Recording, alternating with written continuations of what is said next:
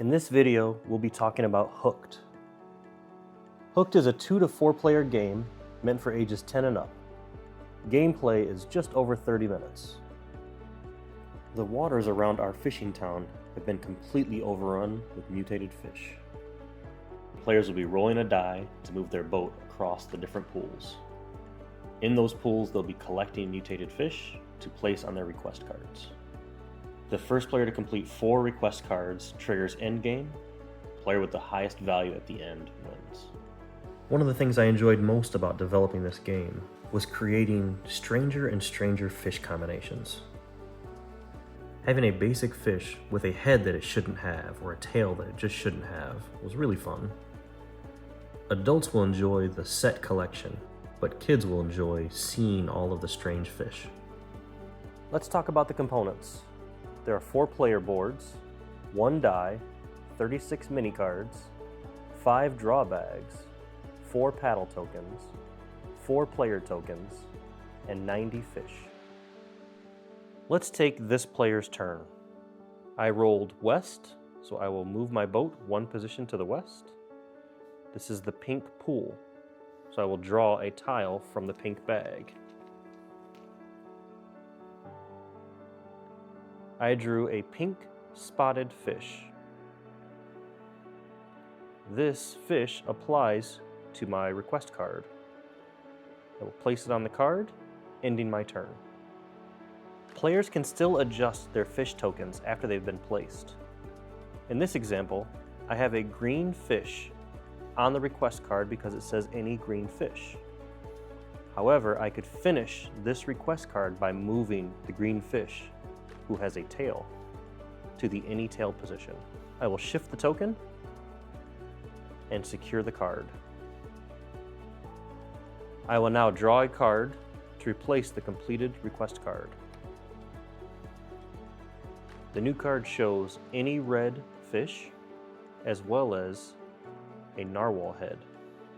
I could place the red narwhal head token in either position. I'm now out of options, and this ends my turn. To set up the game, place the fish tokens in the draw bags matching their color. You'll also place the draw pile and the die in the center of the table. Give each player a player board. Each player then gets a player token and a paddle token.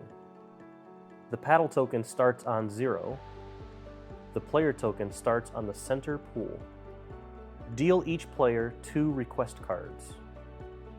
Player boards are used to track the collected paddle tokens, the current boat position, and any stored fish.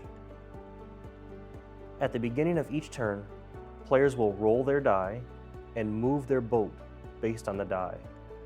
When an E is rolled, the player will move their boat east 1 position. When a W is rolled, the player will move their boat 1 position to the west. When the anchor symbol is rolled, the player will not move their boat.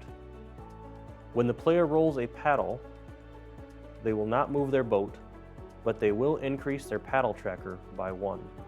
Players may spend their collected paddles. It costs 1 paddle to shift your boat 1 additional space, west or east. If a player is having a difficult time filling a request card, they may spend 2 paddle tokens to discard a difficult request card and collect a new one. Players who want to store additional fish may buy a storage expansion by spending 4 paddle tokens. After rolling the die, this player is on the pink space. That means they will draw from the pink draw bag.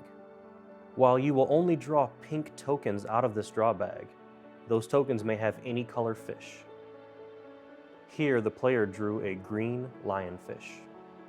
The player will then place that token on their request card. If the player draws a token that does not match the request card, they can place it in their fish storage. There is a limit of 2 in the storage. If a player draws a fish token and their fish storage is already full, and that token does not match any of their request cards, they can discard that newly acquired token.